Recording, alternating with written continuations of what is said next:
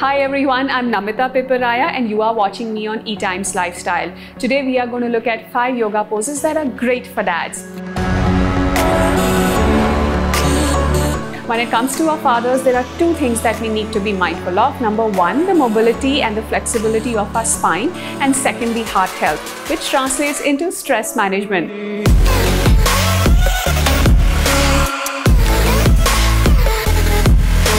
So we are going to look at poses that are good for the spine, that will help mobilize the spine while also help your dad relax.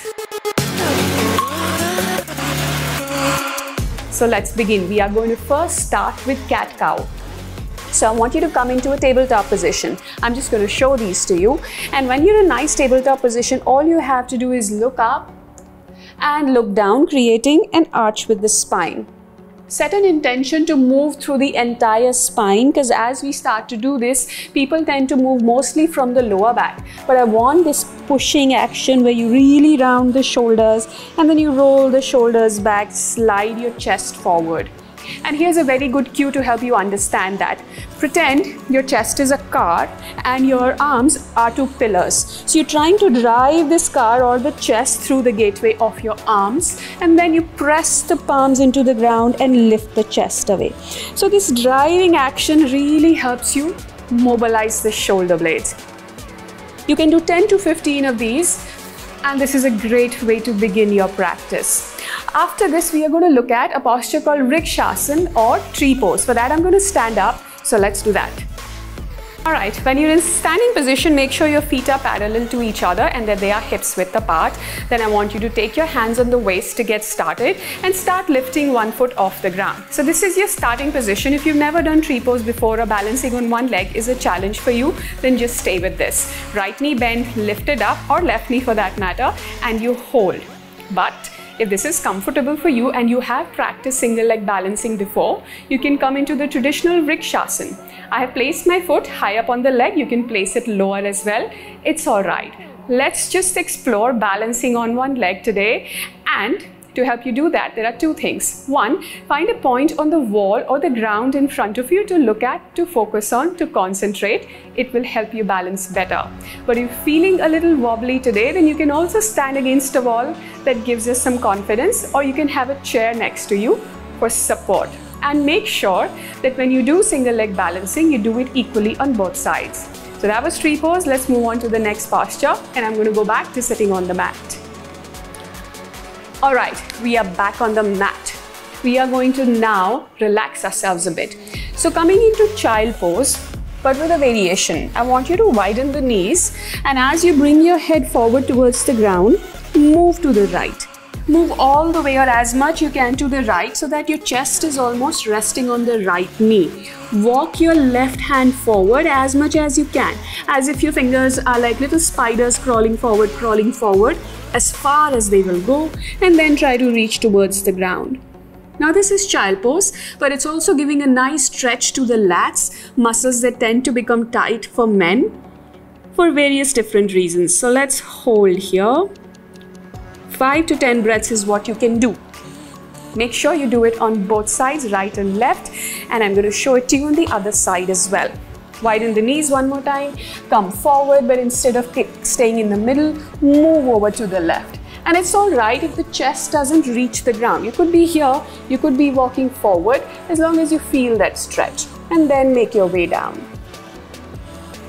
And if it's difficult to sit like this, what you can do is place a pillow. So as you might have a pillow behind the knees, and then do this variation of child pose where your hips could be lifted.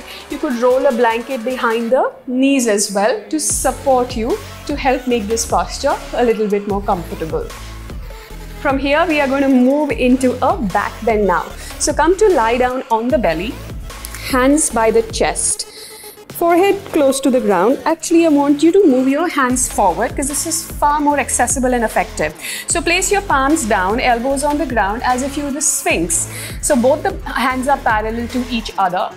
Look up, and again going back to that cat-cow variation we did, in which you pretend that your chest is like a car which is trying to slide through the gateway of your arms, you lift up. So a little bit maintain that sliding action. So you're not just crunching the back, you're finding length in the spine. Nothing moves, but if you look closely at my elbows, I'm just drawing them back. They're sitting on the mat, they're sticking to the mat, but they're pulling back, helping me find length and space in the spinal column. And you can hold this here. This is relaxing, but it's also helping you open up your upper back. Okay, now to the last one. For that, we are going to come down onto the mat, to lie down on the mat on our backs. Let me just adjust my mic. From here, I want you to pull the right knee into the chest.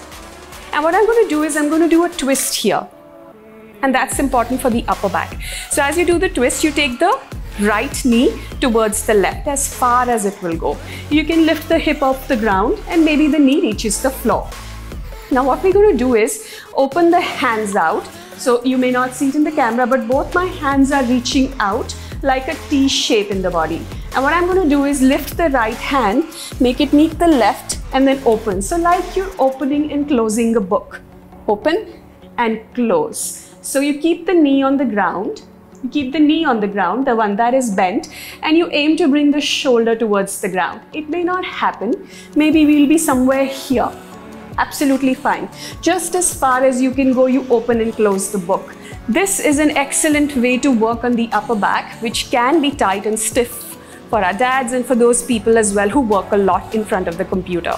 Once you are done, we come to the last but not the least and the best posture of all, which is Shavasana, in which you release your hands down on the ground, close your eyes, keep your hands slightly away from the body, let the shoulders release into the mat. Being fully relaxed with eyes closed, you can spend up to 3 to 5 minutes here. Alright, I hope you enjoyed this collection of postures. Please make sure you plan it out with your dad and you have an awesome time and a rejuvenating time with your yoga practice. Thank you so much and keep watching E-Times Lifestyle for more such videos.